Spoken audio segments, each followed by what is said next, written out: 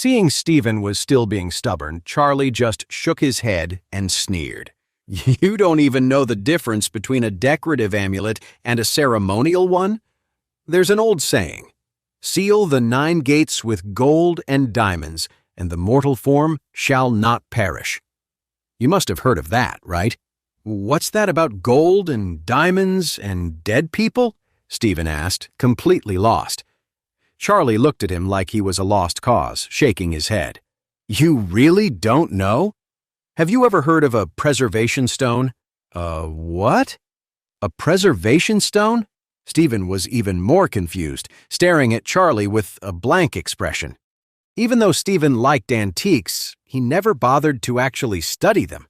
He just bought whatever people told him was valuable so he could go out and show it off. You idiot, Charlie sneered.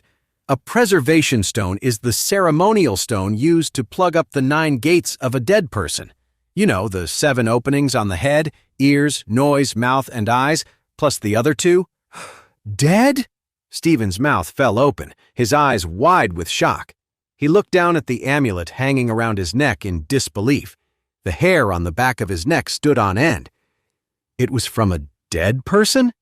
Charlie said mockingly, It looks like you really don't get it. The amulet in your hand was used to plug a dead person's, well, their rear exit, the so-called airlock door.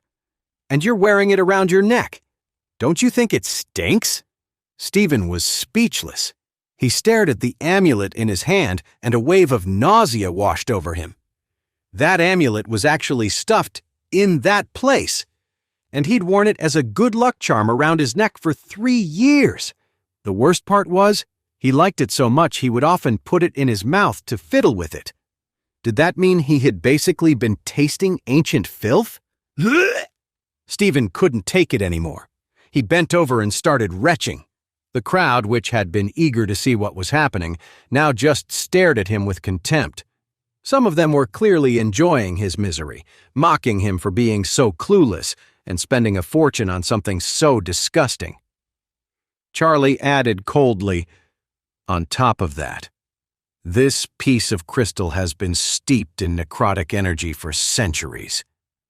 It's absorbed a powerful, fierce aura. If you keep wearing it, you'll be dead within a year. The second Charlie finished speaking, the crowd around Stephen scrambled back, as if afraid of getting contaminated by his bad vibes. Irvin, who was standing right next to Stephen, shot to the back of the crowd. Even though he was a 2-bit hustler who usually just swindled people, he'd been around enough shady dealings to know that Charlie wasn't just making things up. Stephen was terrified. He looked up at Charlie, stunned. Charlie's face was cold as he snorted, You've been having a rough year, haven't you? Had some sort of violent incident? Like a car crash, maybe? Stephen stared at Charlie, completely dumbstruck. He had been having a string of bad luck this year. He'd been in a car accident right at the start of the year. If he hadn't been driving that reinforced Hummer, he would have been dead for sure. The other driver was killed instantly. Stephen himself broke a couple of ribs and spent 2 weeks in the hospital recovering. Stephen broke out in a cold sweat. He tore the amulet from his neck and hurled it as far away as he could. The crowd backed away even further, afraid of getting cursed. Seeing Stephen's panicked reaction, Charlie sneered to himself. He knew that if he hadn't said anything, Stephen would have kept wearing it and would have been dead before the year was out. Seeing Stephen was still being stubborn, Charlie just shook his head and sneered. Who are you? Stephen gritted his teeth, glaring at Charlie. This person knew way too much. Was he sent by an enemy? I'm someone you can't afford to mess with, Charlie said coldly, and turned to leave. When Stephen saw him leaving, he figured Charlie was trying to escape and roared, Get him! He didn't just mess with me by chance. Someone must have sent him. Can't afford to mess with. In Eris Hill City, there's no one I can't mess with. Get him! Break his legs and find out who sent him to cause trouble for the Knox family. He was convinced Charlie had been sent by a business rival. How else could he know the details of his car accident? A few bodyguards moved instantly, blocking Charlie's path. The other two strode right up to Jacob and reached out to grab him. Jacob was terrified. He never imagined that a simple trip to buy an antique would end up like this. Just as a bodyguard was about to grab Jacob, Charlie's expression turned icy. He shot a kick at the big guy in front of him, closed the distance to Jacob in a couple of quick steps, and slammed a punch into the other bodyguard's face.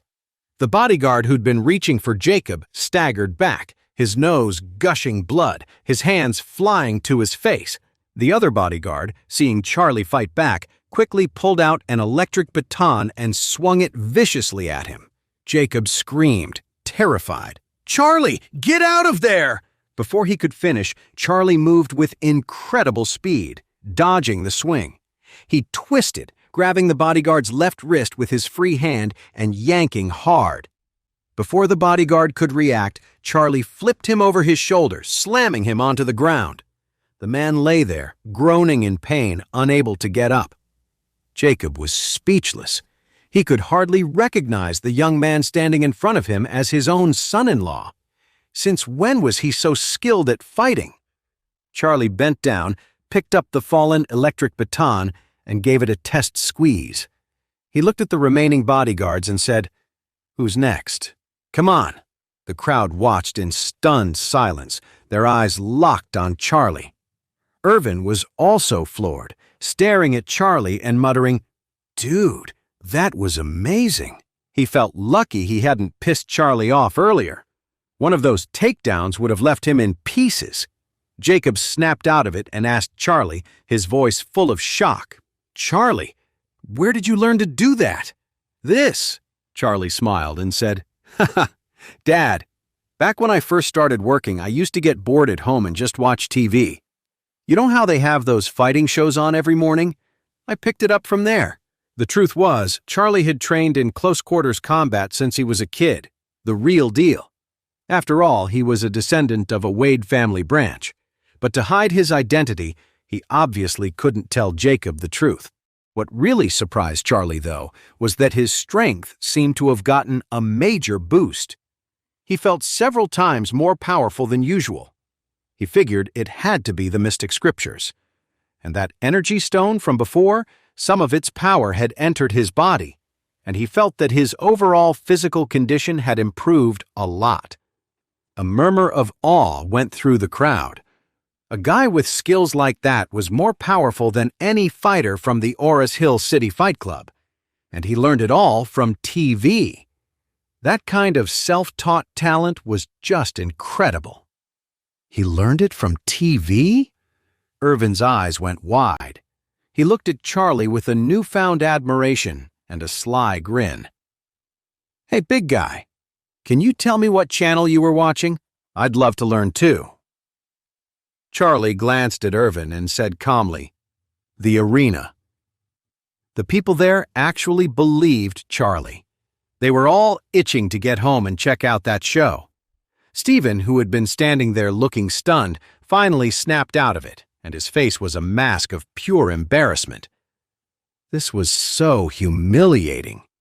He'd paid a ton of money for these bodyguards. They were supposed to be top fighters from the martial arts center.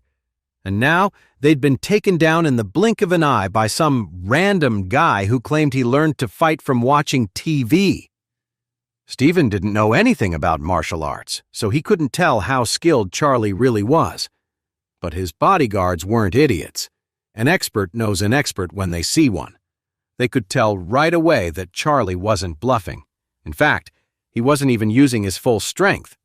This was definitely someone they couldn't afford to mess with. So, the bodyguards just stood there, not daring to move, looking at Charlie with a mix of fear and respect. Jacob watched from the sidelines, completely clueless about fighting. He thought Charlie's moves were pretty basic, just a wrist grab here, a shoulder throw there. He just figured Charlie was a little stronger than average, not realizing he was witnessing real skill. Charlie turned to Stephen with a slight smile. "So, are you going to come quietly, or do I have to come get you?" You, stay away from me." Stephen was so scared that he started sweating, and he instinctively took a step back. Seeing how terrified he was, Charlie just scoffed and started walking toward him. Stephen's eyes were wide with terror as he scrambled backward. "If that guy throws me like that, I'll be in the hospital for at least half a month."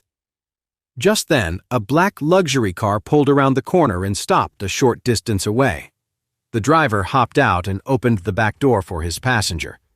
Stephen's face lit up when he saw the car. He yelled, "Sister! Someone's beating me up! Help me!" Charlie looked up as the crowd parted, making way for a woman in black, form-fitting athletic wear, who was walking toward him. The athletic wear hugged her figure perfectly, and the angry look on her face gave her an intimidating air. "That's Stephen's sister, Skylar Knox," someone in the crowd suddenly shouted, and a buzz went through the onlookers. Stephen cried out, "Sister, this guy beat me up! You gotta teach him a lesson!"